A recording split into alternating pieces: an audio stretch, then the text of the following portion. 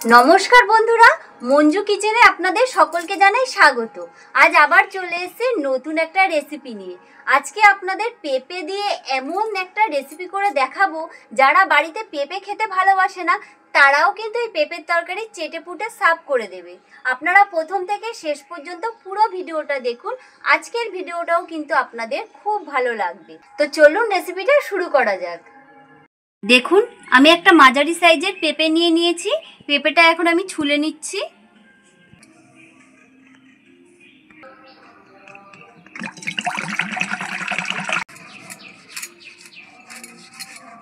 আর পেঁপেটা দেখুন একদম টাটকা পেঁপে, এই দেখুন কষ বেরোচ্ছে। এই রেসিপি করার জন্য কিন্তু এই টাটকা পেঁপেরই দরকার। এই দেখুন পেঁপেটাই দেখুন একটাও বীজ নেই, একদম কচি।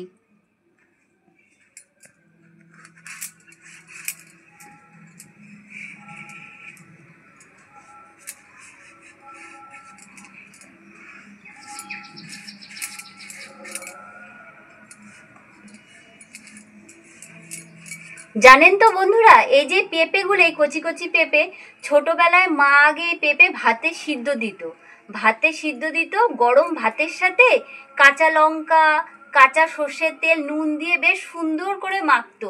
ওই দিয়েই কিন্তু আমাদের এক থালা ভাত খাওয়া হয়ে যেত। এত ভালো লাগতো পেঁপে সেদ্ধ মাখা, খুব সুন্দর লাগতো কিন্তু।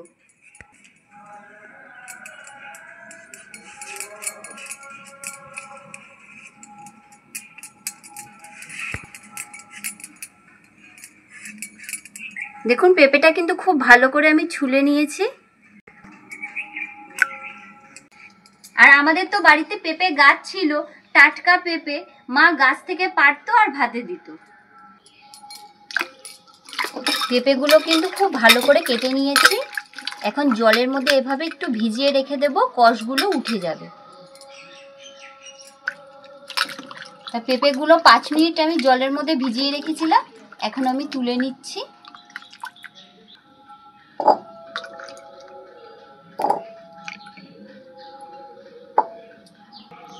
এখন আমি 3টে আলু ছুলে নিচ্ছি।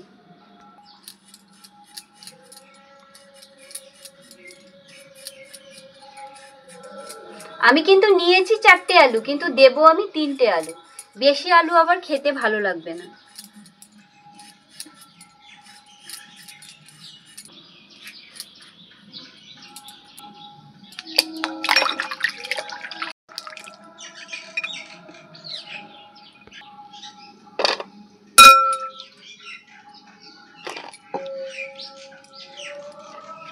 পেঁপেটা এখন আমি ঘষে নিচ্ছি।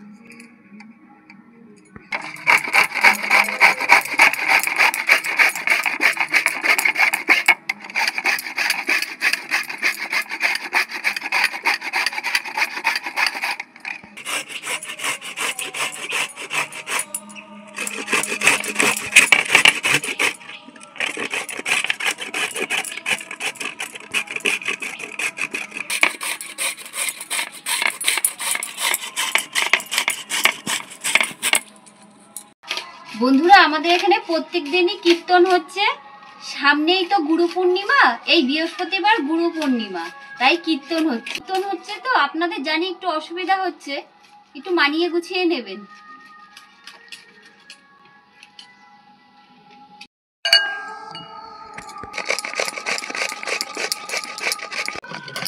এইটুকু আর দেওয়া যাচ্ছে না, এটা ফেলে দেব। দেখুন কত সুন্দর হয়েছে, পুরো বাঁধাকপির মতো লাগছে। এই দেখুন,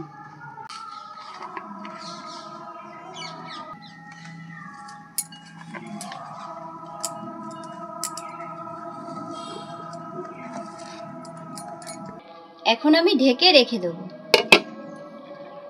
আমি এখন একটা মশলা রেডি করে নিচ্ছি। 1 চামচ ধনের গুঁড়ো, 1 চামচ জিরের গুঁড়ো, পরিমাণ মতন হলুদ, 1/2 চামচ আদার গুঁড়ো, 1/2 চামচ কাশ্মীরি লঙ্কার গুঁড়ো। এখন পরিমাণ মতন জল দিয়ে দিচ্ছি। মশলাটা খুব ভালো করে সব মিশিয়ে নেব।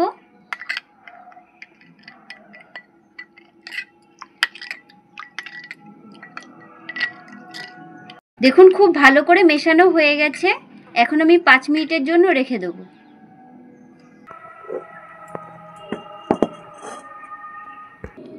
কড়াই গরম হয়ে গেছে, আমি তেল দিয়ে দিচ্ছি। কটা চীনা বাদাম আমি ভেজে নিচ্ছি।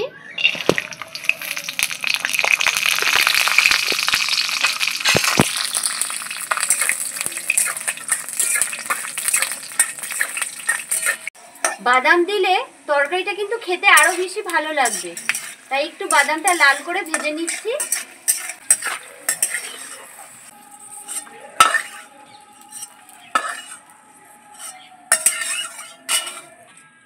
তেজপাতা ফোড়ন দিয়ে দিচ্ছি, শুকনো লঙ্কা, কালো জিরে আর গোটা গরম মশলা, কেটে রাখা আলুগুলো দিয়ে দিচ্ছি। আলুগুলো একটু লাল করে ভেজে নিচ্ছি।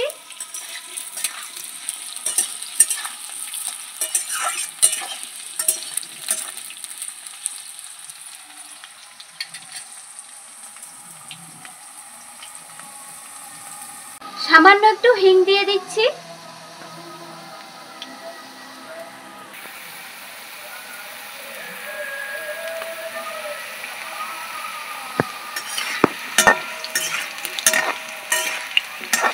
টমেটো আর কাঁচা লঙ্কাটা দিয়ে দিচ্ছি।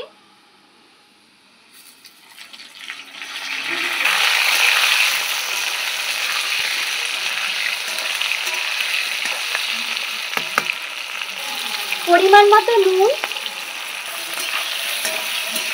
যেই মশলাটা ভিজিয়ে রেখেছিলাম মশলাটা দিয়ে দিচ্ছি।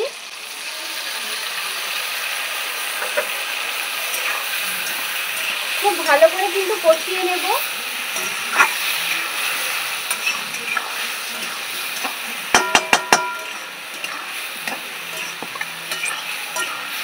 মশলাটা খুব ভালো করে কষিয়ে নিয়েছি। ঘষে রাখা পেঁপেগুলো দিয়ে দিচ্ছি এখন।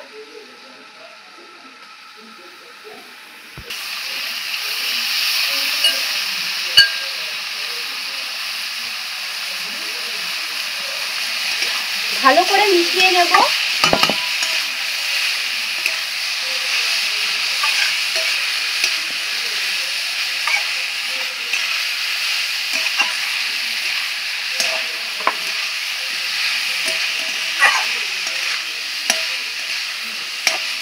খুব ভালো করে মিশিয়ে নিয়েছি। ভেজে রাখা বাদামগুলো দিয়ে দেবো।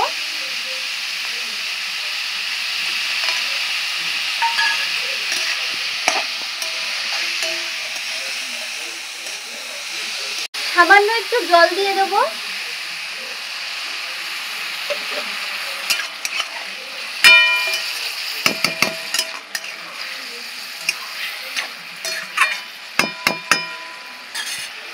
কিছুক্ষণের জন্য এখন ঢাকাটা দিয়ে দিচ্ছি। ঢাকাটা একটু খুলে নিচ্ছি।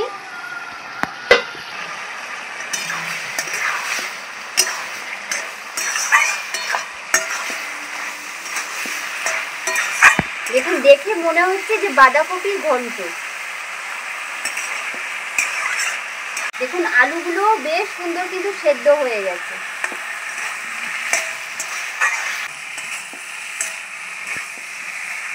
যেহেতু এটা নিরামিষ তরকারি, এর মধ্যে আমি একটু সামান্য মিষ্টি দিয়ে দিচ্ছি। সামান্য চিনি দিয়ে দিচ্ছি। মিষ্টিটা দিলে খেতে কিন্তু খুব ভালো লাগবে। ভালো করে এখন মিশিয়ে নেব।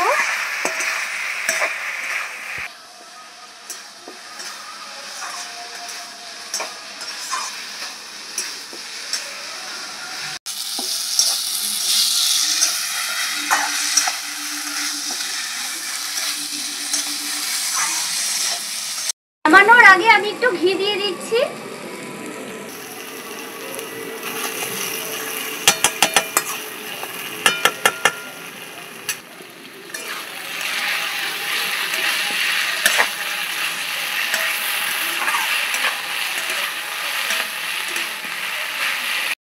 দিয়ে দিচ্ছি গরম মশলার গুঁড়ো। খুব ভালো করে এখন মিশিয়ে নেব।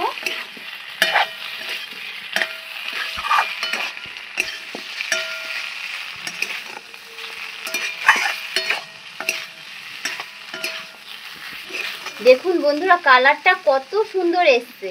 দেখে মনে হচ্ছে যে এটা পেঁপের ঘন্ট, দেখে কিন্তু মনে হচ্ছে যে এটা বাঁধাকপির ঘন্ট। আর এত সুন্দর একটা গন্ধ আসছে। এখন আমি নামিয়ে নিচ্ছি। দেখুন বন্ধুরা, কত সুন্দর হয়েছে আর এত সুন্দর একটা গন্ধ বেরোচ্ছে। গরম ভাতের সাথে কিন্তু একদম জমে যাবে।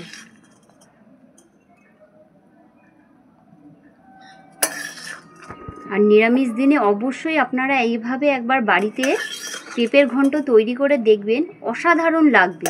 কেউ বুঝতেই পারবে না যে এটা পেঁপের ঘন্ট।